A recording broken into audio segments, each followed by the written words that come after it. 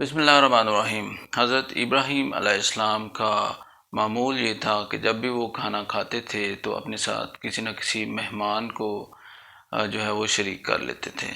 تو ایک دن جب وہ کھانا کھانے کے لیے تشریف فرما ہوئے تو ان کے پاس جو کھانا کھانے کے لیے کوئی مہمان جو ہے وہ نہ آیا، تو وہ بے قرار ہو گئے، تو کھانا چھوڑ کے وہ گھر سے باہر چلے گئے اس نیت سے کہ میں کسی نہ کسی آدمی کو جو ہے وہ ساتھ لے آؤں تاکہ ہم مل کے جو ہے وہ کھانا کھا لیں۔ تو ان کو باہر ایک بزرگ ملا تو انہوں نے کہا کہ اے اللہ کے بندے آؤ تجھے کھانا کھلاؤں۔ وہ بزرگ جو ہے کھانا کھانے کے لیے رضامند ہو گئے۔ حضرت ابراہیم علیہ السلام نے جب ان کو اپنے ساتھ بٹھا لیا کھانے پہ تو کہا کہ اے اللہ کے بندے اللہ کا نام لو اور کھانا شروع کرو۔ تو اس بندے نے کہا کہ اس بزرگ نے کہا کہ میں تو اللہ کا نام نہیں لوں گا، میں تو جو ہے وہ بت پرست ہوں، تو میں اللہ کا نام جو ہے وہ کیسے لے سکتا ہوں۔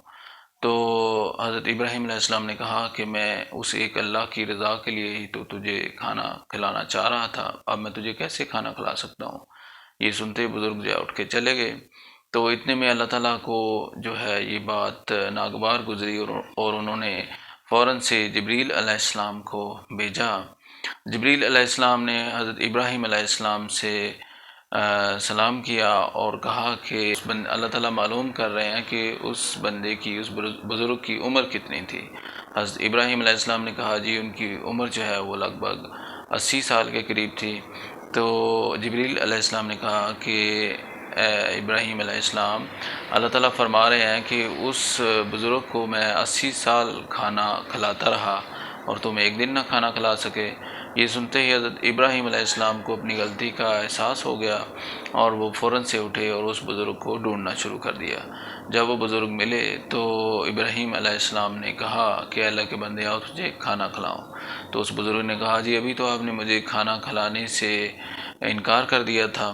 تو اس نے کہا کہ اسی اللہ کے لیے جس کے لیے میں نے تجھے کھانا نہیں کھلایا تھا، اسی اللہ کا حکم آیا ہے کہ اس بزرگ کو میں نے 80 سال تک کھلایا پلایا اور تم ایک دن نہ کھلا سکے۔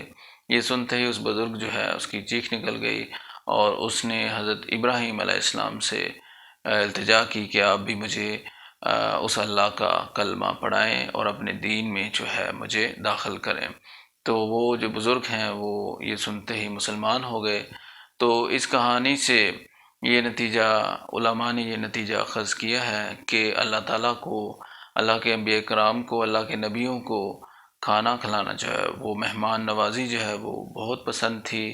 گھر میں جو مہمان آتا ہے تو وہ اللہ تعالیٰ کی رحمت جو ہے، احادیث کا مفہوم ہے کہ وہ اللہ تعالیٰ کی رحمت ہے۔ ہمارے پیارے نبی حضرت محمد صلی اللہ علیہ وآلہ وسلم بھی کھانا کھلانا جو ہے صحابہ کرام کی دعوت کرتے تھے اور ان کو کھانا کھلانا جو ہے وہ ان کا، آپ صلی اللہ علیہ وآلہ وسلم کا معمول تھا۔ تو مہمان نوازی جو ہے یہ بھی اللہ تعالیٰ کا ایک پسندیدہ عمل ہے۔ حضرت محمد صلی اللہ علیہ وآلہ وسلم نے بھی مہمان نوازی کی عمدہ مثالیں جو ہیں وہ قائم کی۔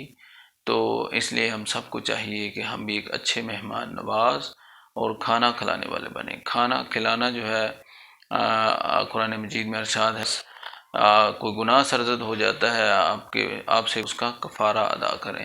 کفارہ ادا کرنے کے لیے 60 مسکینوں کو کھانا کھلائیں، غریبوں مسکینوں کو کھانا کھلائیں، صدقہ خیرات کریں۔